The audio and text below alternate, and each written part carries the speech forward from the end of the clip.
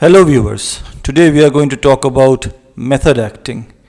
Now the father of method acting is Stanislavski. He can be called the father of modern acting also. But the term method acting is not something which Stanislavski himself used. He was a Russian, he would not use English terms. The term that he used can be translated to English as the system. Method acting or the method is more of an American term which was developed by Lee Strasberg.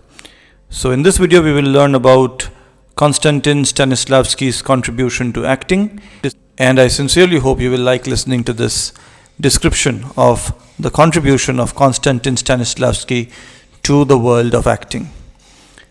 Konstantin Stanislavski is regarded as the father of modern acting. His desire to quote-unquote live a role rather than quote-unquote perform a role has influenced every acting technique we know today. Stanislavski wrote detailed notes as he developed his acting system.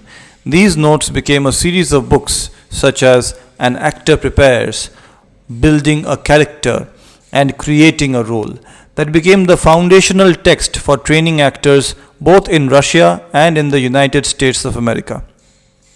Stanislavski worked on his acting techniques from 1888 until he died in 1938, but he developed them in Russia and wrote in Russian.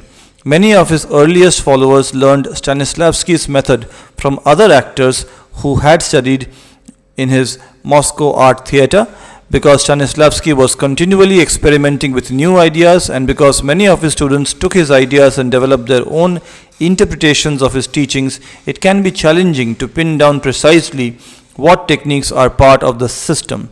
To get a complete picture, let's take a deeper look at the man himself and his methods. So let's first ask ourselves, who was Konstantin Stanislavski? Konstantin Stanislavski was a Russian actor, producer, director, and founder of the Moscow Art Theatre. He was born in 1863 to rich parents who named him Konstantin Sergeyevich Alexeyev. The name Stanislavski was a stage name that he gave himself in 1885 when he was only 23 years old and was entering his prime as an actor on the Russian stage. Stanislavski began acting at the age of 14 in his family-founded dramatic company, the Alexeyev Circle. Compared to other actors, the young Stanislavski felt that his body was awkward and his voice was weak, so he decided to fix his body, fix his voice, and fix his acting style. He was an analytical, philosophical young man and a prolific writer. He was also captivated by the patterns of human life. He documented his observations of human behavior, created theatrical experiments based on them, and used the rehearsal room as his laboratory for exploring the nature of acting. Before Stanislavski, acting was primarily presentational. Actors relied on broad mechanical gestures and stiff theatricality. Stanislavski understood that the theatre required technical skills like vocal projection and cheating out toward the audience, but he despised unnatural voices and artificial movements. His most common critique to his acting students was, quote, "I don't believe you," unquote. So what is Stanislavski's acting method? Stanislavski's acting method is a series of training techniques designed to help actors create believable characters and develop natural performances.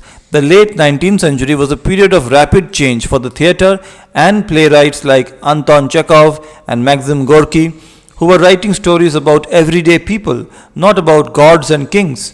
These new stories required a new kind of acting. Stanislavski's theories do not fit on a checklist because he never stopped developing new ideas. He constantly pushed his actors to explore new techniques, and students who studied under him in the 1890s performed different exercises than his students in the 1920s. Because he changed his mind so frequently, we will look at his theories in two waves: the early Stanislavski and the late Stanislavski.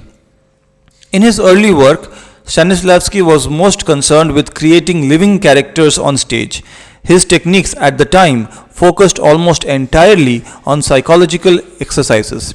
These included detailed table readings and encouraging his actors to personally experience the actions they were trying to portray.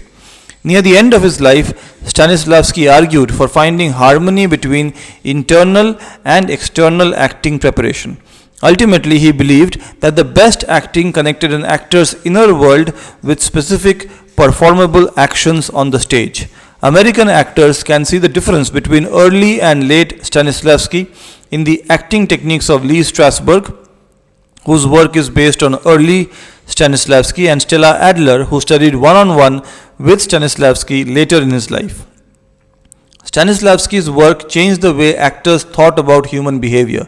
He was a keen observer of people outside the theatre and is often compared to Sigmund Freud, since both men ignited the public imagination about human life and provoked controversies and debate. Now let's look at the principles of acting as mentioned by Stanislavski. Stanislavski developed many techniques for actors over his long career. Although his ideas about acting continued to evolve throughout his life, some core principles to the Stanislavski method did emerge. Number one, the magic if. This is probably the best known concept of Stanislavski. He did not believe it was beneficial or even possible for an actor to truly believe that staged events were reality. Instead, he taught actors to put themselves in the character's shoes and consider what they would do if they were in the character's situation. The magic if makes the character's motivations the same as the actor's. Given circumstances. These are all the specifics of the character. Any facts you can glean from the script. Given circumstances include everything from the character's background to the time and place of the story and the structure of the staged world. Given circumstances are essential because they determine what actions are possible for a character to perform. For example, Superman has the given circumstances of having Superman powers. Number 3. Super objective. The super objective is the character's primary motivation in the play. This is the backbone of the character, the thing they want more than anything else in the world. All of the actors' objectives and actions on the stage should connect to this super objective. Next up is objective. Essentially, the objective is the answer to the question, quote, what does the character want? Unquote. The best answer to that question involves a playable action.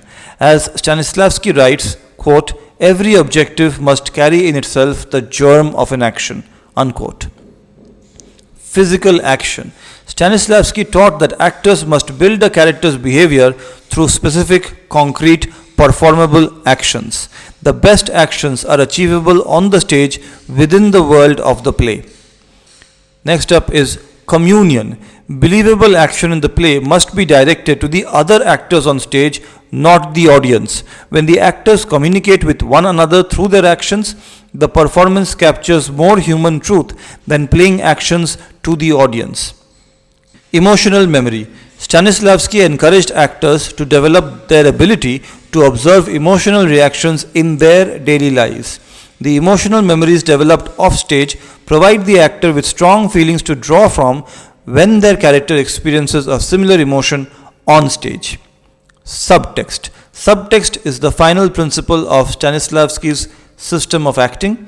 Subtext is the meaning behind the words on the page. To determine subtext, actors must have a rich imagination to determine why their character says or does something in the play.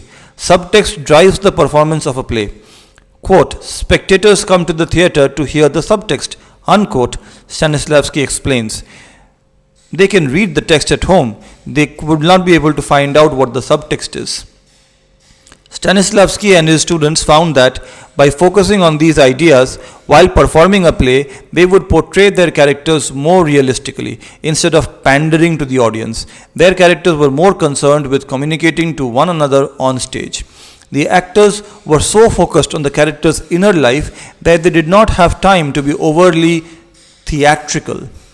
Now, there are many famous actors who use Stanislavski's method. We will mention some who studied directly with Stanislavski. Stella Adler, Richard Boleslavsky, Michael Chekhov, Joshua Logan, Maria Ospenskaya.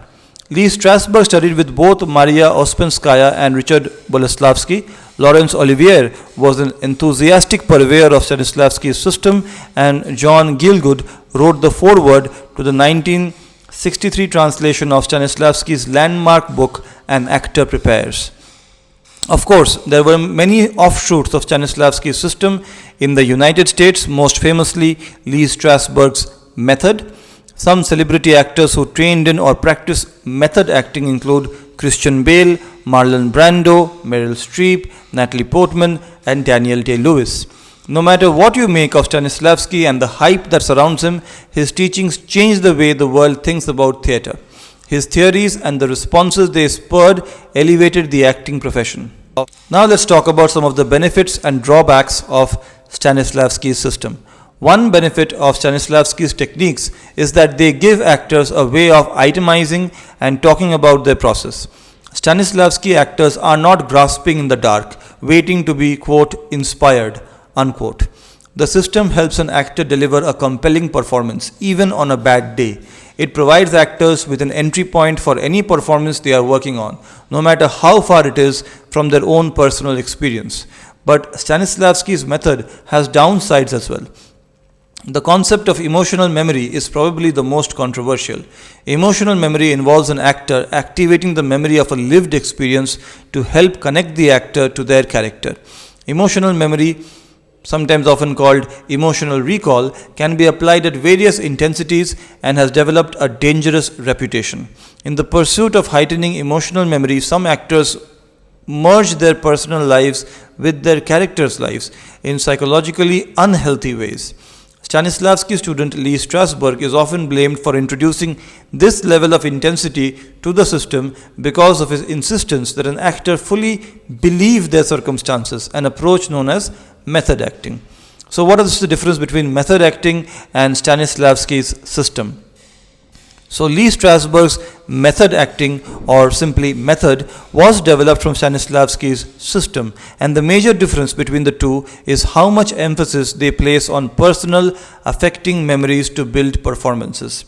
Method acting focuses almost exclusively on an actor's interior experiences to drive a performance, whereas Stanislavski's system emphasizes a balance between interior thought and physical action. Stanislavski kept his techniques in the human world, while Strasberg's method includes animal work. Strasberg taught that imitating a specific animal's movements could rid actors of their personal physical gestures, helping them create new mannerisms for a character, something which was illustrated by Marlon Brando, who studied apes to prepare for his performance as Stanley in A Streetcar Named Desire. Stanislavski was a firm believer in the community of actors performing together. He argued that the actors sharing a stage must create a performance together, in communion with one another. Strasberg, however, was an individualist. Strasberg said an actor has to be able to do his part on the stage without depending on someone else. But at the end, we have to say, even the acting schools that avoid the system cannot escape Stanislavski's influence entirely, since the very idea of teaching acting comes from Stanislavski. He ushered in a form of actor training that had never existed before him. For centuries, actors trained through observation and apprenticeship. Stanislavski created an entirely new way of teaching acting in a studio-like setting. Like it or not, most Western acting theories today are still talking about Stanislavski's ideas. So what are the take-home messages? If you are an aspiring actor, what you can learn from this video is that if you study Stanislavski's techniques as an actor, the biggest shift you can anticipate is that you will begin looking at stories differently. When you read a script or are preparing for a role, you will inherently begin a process which is formally known as script analysis. As you read dialogue, you will think about a character's multiple circumstances. What does the character want? Why does the character want it? What the character wants to do to other characters? What obstacles are pushing against a character's desires? And you will begin to understand the plot as well as the characters as a series of actions. It is your job to express them authentically. I hope you enjoyed listening to this brief discussion about Stanislavski's system and how it differs from method acting. In popular parlance, Stanislavski is regarded as the father of method acting. However, method acting is slightly different, and the differences have been highlighted in this particular video. Thank you for listening to me. Take care, bye bye, and please don't forget to be awesome.